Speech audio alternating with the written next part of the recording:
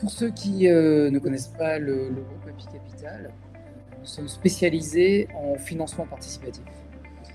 Nous proposons 3 types de crowdfunding, du prêt avec Praxem, des obligations avec une plateforme Capital Immo, et puis des actions, enfin, des projets qui ont un impact sur le quotidien, sur notre quotidien, avec la plateforme Happy Capital.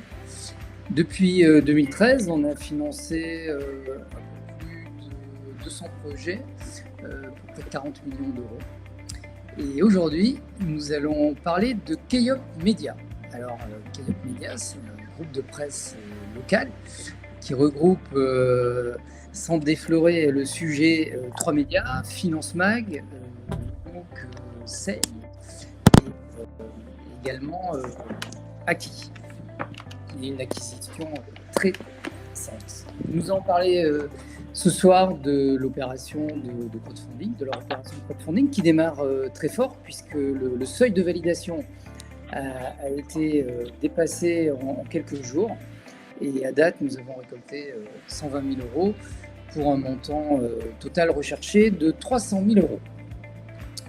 Alors j'accueille aujourd'hui Guillaume-Olivier Doré, qui est le président et fondateur de Keyop Media, ainsi que Cyril, qui est le directeur de la rédaction. Et je vais demander à Guillaume et Cyril de se présenter.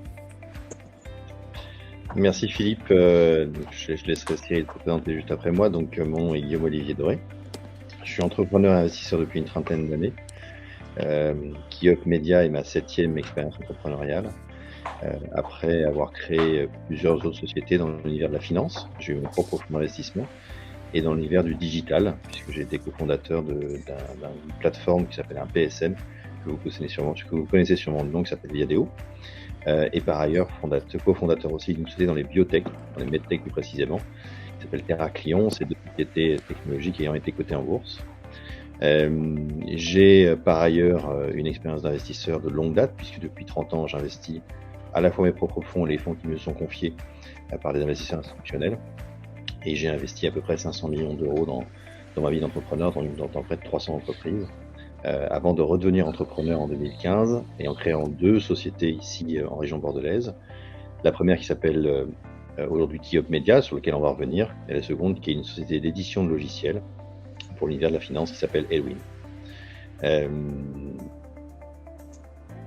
Cyril, je te laisse te présenter en quelques mots. Oui, bonjour, j'espère que vous m'entendez bien. Je suis donc Cyril Pitois. Tiens, tu réponds au déjeuner. Oui, je suis journaliste depuis un peu plus de 30 ans.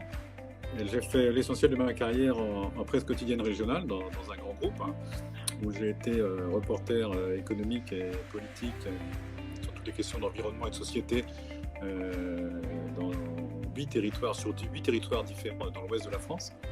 Et puis pendant 10 ans, j'ai occupé des fonctions d'animateur de rédaction. J'ai donc occupé ce poste d'animateur de rédaction dans des villes comme Saint-Nazaire ou Nantes, avec une forte dominante économique. Et ensuite, j'ai rejoint le cercle des journalistes indépendants. J'ai volé de mes propres ailes, j'ai quitté ce groupe depuis 5 ans. J'ai écrit aussi bien pour la République des Pyrénées que pour le journal Libération, que pour le journal des entreprises, que j'ai une collab télévision américaine NBC au moment du G7 à Biarritz en 2019. Donc voilà, j'ai pu croiser des expériences toujours sur ces questions de vie politique, on va dire, assez différentes et assez complémentaires de ce que j'avais vécu dans un grand quotidien de la PQR. Et je rejoins maintenant Keyop Media parce que c'est une belle aventure, je trouve, sur le plan journalistique et sur le plan économique, que de travailler avec Guillaume Olivier, qui est un entrepreneur très avisé et très curieux des affaires de presse. Et quand on est un journaliste sensible aussi aux questions économiques, ben évidemment, on a envie de travailler ensemble, on a des choses à se raconter. Merci à vous deux. Alors la première question s'adresse à Guillaume Olivier. Guillaume, pourquoi avoir créé Kayop Media dans un contexte de marché qui est vraiment en pleine mutation. Et on parle même depuis quelques années de crise de la presse. Du coup, est-ce ambitieux, est-ce courageux ou complètement fou pour un entrepreneur et pour l'entrepreneur et investisseur que vous êtes? C'est ni fou, mais c'est effectivement ambitieux. C'est surtout pas fou, hein. J'ai eu la chance d'avoir ce qu'on appelle un track record sans faille, hein. J'ai investi dans beaucoup d'entreprises et j'ai fait peu d'erreurs, et j'ai investi mon propre argent et ma propre énergie dans les 7 entreprises que j'ai accompagnées, en réalisant des objectifs que j'ai fixés. Donc c'est absolument pas fou. Bien au contraire, c'est totalement réfléchi.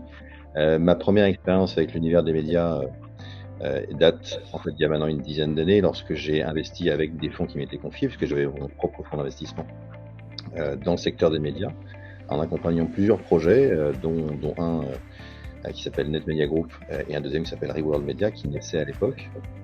Ces 2 projets m'ont appris la manière et quels étaient les facteurs clés de succès de réussite d'un média aujourd'hui, parce qu'effectivement on est dans un secteur qui est en pleine transformation, en pleine remise en cause, et qui en réalité doit répondre à plusieurs facteurs clés de succès pour fonctionner.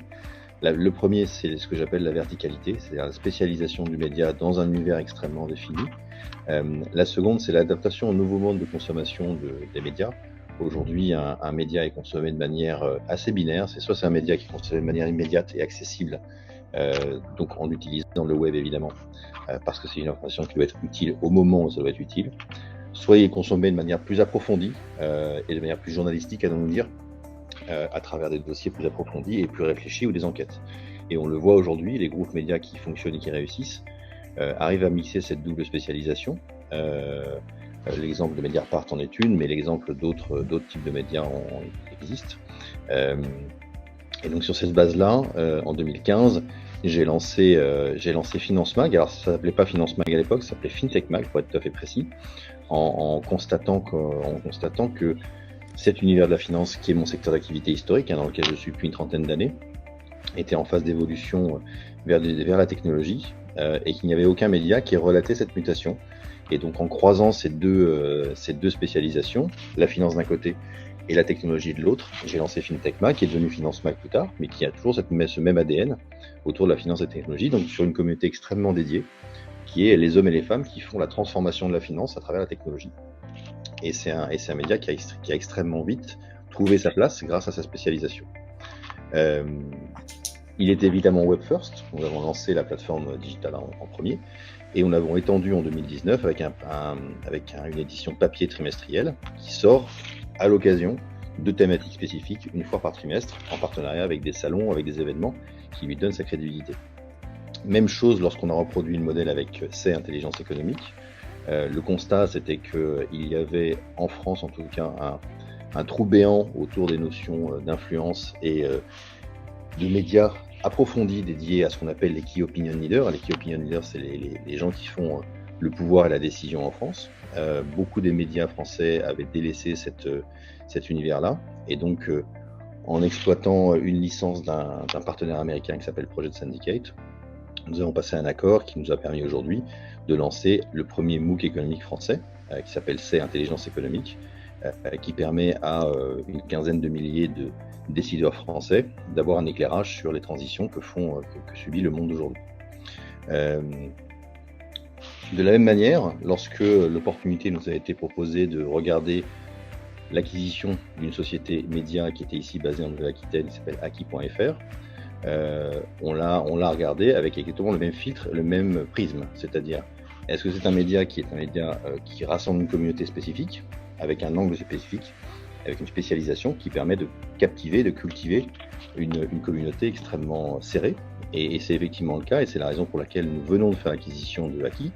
Donc Aki.fr est une plateforme média qui existe depuis une quinzaine d'années, qui est un petit concurrent du Sud-Ouest, donc un acteur de la PQR, qui est effectivement certes généraliste, mais dédié à 2 univers spécifiques, que sont la région Nouvelle-Aquitaine, donc c'est un média régional, et le deuxième croisement spécifique de ce média, c'est le fait qu'il s'adresse plutôt à l'univers rural, donc l'agriculture, l'agronomie et l'agriculture. Et donc, partant de ce principe-là, nous avons considéré que Aki avait le même ADN que les deux premiers médias, et donc nous avons fait l'acquisition. Donc, vous le voyez, Philippe, en fait, Key Up Media, c'est quand même la concrétisation d'un parcours qu'on a entamé en 2015, donc c'est absolument rationnel, ça a été construit dans la durée. On a identifié ce qui fonctionne. On a nous-mêmes commis des erreurs, hein. Évidemment, on a commis des erreurs sur la manière de faire fonctionner un certain nombre de médias, mais on a appris et aujourd'hui on arrive à un stade de maturité qui fait qu'effectivement on a décidé d'investir et de réinvestir. J'ai investi moi-même une partie de mes propres fonds dans le projet de longue date, depuis déjà 2015, avec un certain nombre d'investisseurs. J'ai, dans le cadre de cette opération de crowdfunding, mes actionnaires historiques ont accompagné de manière significative à la fois la reprise d'Aki.fr et à la fois le renforcement des fonds propres de la société Key Up Media, qui rassemble tous les trois médias. Et encore une fois, j'ai réussi à ne pas perdre d'argent sur l'ensemble des investissements que j'ai faits. Donc je ne pense pas être... je pense que je vais réussir de ce côté-là de la même manière que précédemment. Que vous allez continuer, et c'est ce qu'on vous souhaite. Cyril, Key Up Media vient donc d'acquérir Aki.fr, le pure player aquitain. Vous comptez dorénavant 3 titres qui sont vraiment très distincts. Du coup, n'est-ce pas un peu ambitieux pour une start-up? Aujourd'hui, on ne parle pas d'un méga groupe de presse, ça reste, Key Up Media reste une start-up qui est déjà structurée, bien entendu. Et finalement, votre positionnement aujourd'hui, c'est une deuxième question. On parle de Finance Mag et de SEI qui ont une activité nationale, de Aki qui a une activité plutôt régionale du coup et locale. Du coup, vous allez vous orienter comment? Plutôt local, national, les deux? Je vous laisse la parole. Alors, oui, merci Philippe. D'abord, sur la première partie de la question, je dirais que d'abord, plus il y a d'acteurs médiatiques et mieux la démocratie se porte, hein, pour dresser les choses 5 minutes dans un cadre un petit peu général. Et donc, nous avons l'ambition d'être des petits acteurs démocratiques à notre échelle pour faire fonctionner le partage de l'info et l'échange de connaissances. Pour être un peu plus précis sur cet aspect-là quand même, il y a avoir 3 titres, c'est aussi être en capacité de pouvoir jouer la complémentarité entre les 3, bien sûr, et puis aussi de pouvoir approcher les choses sous une philosophie partagée entre les 3. Et la démarche que nous avons, c'est de pouvoir d'abord présenter une information honnête, évidemment, qui ne s'intéresse pas trop au discours extrême, même pas du tout au discours extrême, mais qui pourtant va apporter une info contradictoire, une info enrichie, une info mise en perspective. Et ça, c'est quelque chose qui est partagé entre les 3 titres et qui ne doit pas déroger à la démarche ni pour l'un ni pour l'autre. Et donc, ça donne aussi une capacité, du coup, en ayant 3 titres, de jouer la complémentarité entre les 3, complémentarité des communautés, bien sûr, hein, puisque à un moment donné, un lecteur de Finance Mag peut avoir aussi de l'intérêt à partager et à découvrir des choses sur Aki.fr. Mutualiser aussi les capacités, hein, les forces de frappe journalistiques et rédactionnelles. On peut avoir, en fonction des sujets évoqués, en fonction de l'actualité, eh bien, des partages d'équipes rédactionnelles ou des complémentarités ou des spécialisations qui s'expriment de l'un à l'autre, et c'est plutôt un enrichissement. Et puis, le dernier point, c'est évidemment la partie, l'intérêt qu'il y a à être un petit groupe et donc à réaliser quelques économies dans le fonctionnement. Puis en plus, je dirais que d'un point de vue plus global, ça donne la capacité, s'il y en a peut-être à un moment qui est peut-être en difficulté, en recherche d'un nouvel élan, et ben les 2 autres seront là pour le capter, pour donner de la dynamique et aussi pour rassurer peut-être les investisseurs, puisque c'est le sujet du jour.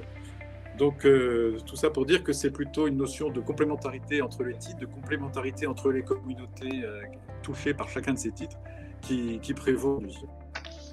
Alors, la deuxième partie de la question, c'était sur le positionnement local ou national, c'est bien ça? C'est ça. Alors, Guillaume Olivier l'a expliqué tout à l'heure, Aki.fr rentre typiquement dans le schéma de la presse quotidienne régionale. Donc la presse quotidienne régionale, c'est une presse qui est effectivement à un périmètre, historiquement un périmètre de diffusion qui correspond à quelques départements en France. Mais aujourd'hui, grâce aux pure players, grâce à l'affranchissement de la géographie que nous permet le numérique, en fait, cette notion de régional, elle se lit un peu différemment.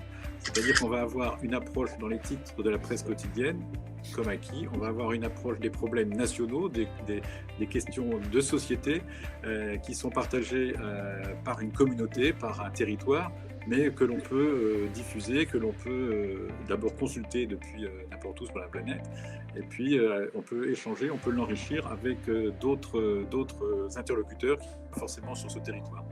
Donc positionnement local, positionnement national. En tout cas, moi, je ne voudrais pas qu'on retienne positionnement local dans le sens du compte-rendu des concours de belote, parce qu'on n'est clairement pas là-dedans. Maintenant, entre le régional et le national, je dirais qu'aujourd'hui, tout s'interconnecte. En plus, on est dans une région Nouvelle-Aquitaine qui est l'équivalent d'un pays comme Danemark. Donc, finalement, il y a peut-être aussi une petite nation ici là, à faire croiser, à faire s'exprimer.